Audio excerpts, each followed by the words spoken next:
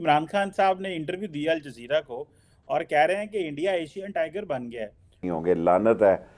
यहाँ ऐसी ऐसी बातें लोग सियासत में कर रहे हैं। दुख है मेरा, मैं खुद पाकिस्तानी हूँ, अपने डीएनए पे शर्मिंदा हूँ। मैं हमेशा आपको कहता हूँ, मेरे जैसे ही लोग बैठे हैं ना वहां पे।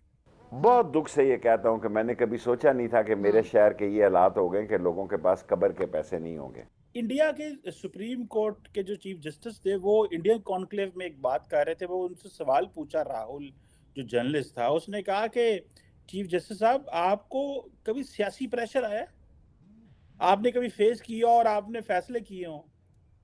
तो उन्होंने कहा कि मेरा बाप भी चीफ जस्टिस रहा है इंडिया का और मैं भी चीफ जस्टिस हूँ। वो जुडिशरी जो है वो तो फैसले कर रही है टिका के। ये जो जुडिशरी है इनके ऊपर प्रेशर है, इस ब्यूरोक्रेसी के ऊपर भी प्रेशर है, इन सियासतदानों के ऊपर भी प्रेशर है। ये प्रेशर हमारे ऊपर ही क्यों है? वो तो साथ वाली जुडिशरी तो बड़े अच्छे से फंक्शन कर रही है। हिंदुस्तान जिंदाबाद, कल भी जिंदाबाद था, आज भी जिंदाबाद है और जिंदाबाद रहेगा। गरीब लोग हैं, वो लाइनों में लग के आटा ले रहे हैं कि चलें कुछ दिन के लिए जो हमारे पेट की 2 जगह बुझ जाएगी इस आटे से, और वहां पे भी जाते हैं वो जिंदा हैं लेकिन वापस लौटते हैं तो फिर कब्र में जाते हैं। अगले दिन मध्य प्रदेश के एक जस्टिस हैं हाई कोर्ट के, उन्होंने रिक्वेस्ट की है गवर्नमेंट से कि मेरी बच्ची अगले साल यहाँ पे उसने लॉ खत्म कर लिया, practice as a practitioner, legal practitioner, वकील बनेगी यहाँ प्रैक्टिस करेगी हाई कोर्ट में, तो मेरी ट्रांसफर कहीं और कर दी जाए। उनको ट्रांसफर कर दिया। कश्मीर के लिए क्या करा आपकी गवर्नमेंट ने? रेड बंद कर दिया, किसका नुकसान हुआ? अपनी जनता, आप ही लोगों का तो हुआ। आप लोगों ने आज तक आवाज भी नहीं उठाई। तो इसमें गवर्नमेंट को मैं गलत नहीं कहूंगा, गवर्नमेंट तो खैर गलत है ही, बट इसमें सबसे बड़ी गलती आप लोग की है। हम कल भी हिंदुस्तान के लिए जान देने को तैयार हैं और हम आज भी जान देने को तैयार हैं। हमारा हिंदुस्तान था, हमारे बाप दादा यहीं दफन है और हम उनसे मोहब्बत करते हैं। हेलो दोस्तों, जैसा कि दोस्तों आपने क्लिप में देखा कि पाकिस्तानी मीडिया ये चर्चा कर रहा है कि भारत के जज और अदालतों का रुतबा ही अलग है, वो बहुत ही ऊंचा रुतबा रखते हैं। दूसरी तरफ पाकिस्तानी अदालतों का हाल अब कुत्तों जैसा हो चुका है, उन्हें कोई पूछ नहीं रहा। इमरान खान ने तो एक इंटरव्यू में भारत को एशियन टाइगर कहा, जिसको लेकर पूरा पाकिस्तान बौखलाया हुआ नजर आ रहा है। दूसरी तरफ पाकिस्तानी मीडिया ये भी बता रहा है कि लोगों के पास अब कफन के लिए भी पैसा नहीं है। पाकिस्तान के हालात बद से बदतर होते जा रहे हैं और लोग रोजाना आटे के लिए मर रहे हैं। दूसरी तरफ नासा की तरफ से भी भारतीयों के लिए एक बहुत बड़ा ऑफर आया है। नासा रोवर चैलेंज 2023 के लिए इंडिया से 6 बच्चों की टीम का सिलेक्शन हुआ है, जिसके लिए उन्हें अमेरिका बुलाया गया है। भारत से इन 6 बच्चों का चयन 5000 बच्चों में से हुआ है। इन बच्चों ने नासा को एक प्रपोजल भेजा था, जिसे नासा ने एक्सेप्ट कर लिया है और उन्हें आमंत्रण दिया गया है। तो चलिए दोस्तों, आगे इसी पर पाकिस्तानी मीडिया का रिएक्शन देखते हैं। मेरे लिए सबसे बड़ा प्रॉब्लम ये है कि मेरे एक एक हलके में 20-20 कैंडिडेट हैं। मैं तो जी जिस दिन टिकटें बांटनी है पिंडी की, मैं तो उम्रे पे हूँ।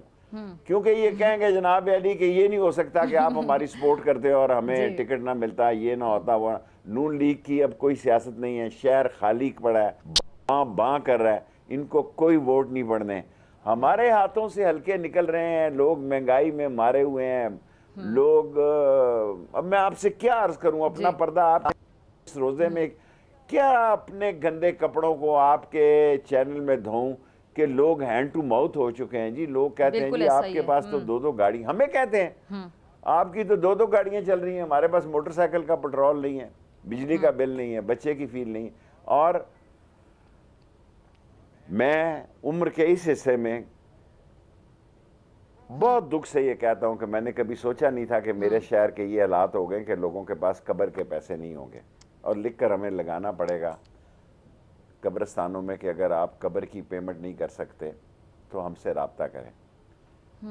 और कटड़े में लोगों को कहना पड़ा है कि अगर कोई ऐसा केस आ जाता है कि कफन के पैसे नहीं है, अब बस तो कफन को भी छोटा कर दें, अगर नहीं है तो रब्ता करें। मेरा मतलब है 72 साल की उम्र में मैंने कभी सोचा नहीं था कि मैं जहाँ 16 दफ़ा वज़ीर रहा हूँ वहाँ लोगों के पास कब्र और कफन के पैसे नहीं होंगे। लानत है, यहाँ ऐसी ऐसी बातें लोग सियासत में कर रहे हैं। एक 10 किलो आटे के लिए बंदा मर रहा है। आप देखें ना, फॉर्मर इंटरव्यू लेके गए हैं मुझसे जी। शेख साहब, ये जो आटे वाली आपने बात की, क्या प्रॉब्लम है जी, अभी कल भी देखें वो 7 साल बच्चा, 11 रोजेदार शहीद हुए।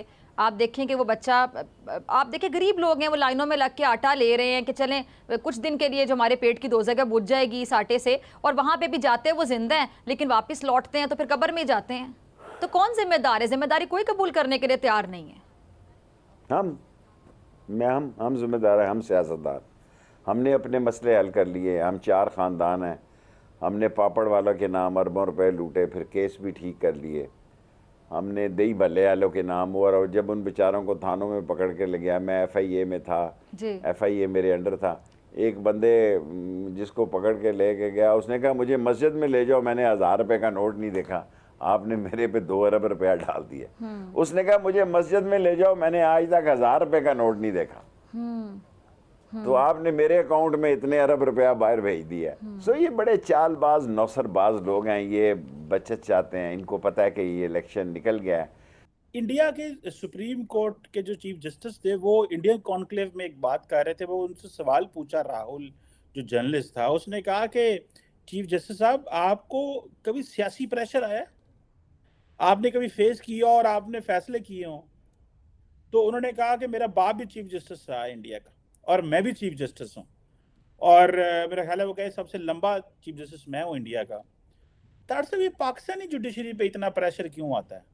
ये क्यों ऐसे है कि वो जुडिशरी जो है वो खामोश रहे, वो जुडिशरी जो है वो तो फैसले कर रही है टिका के, ये जो जुडिशरी है इनके ऊपर प्रेशर है, इस ब्यूरोक्रेसी के ऊपर भी प्रेशर है, इन सियासतदानों के ऊपर भी प्रेशर है।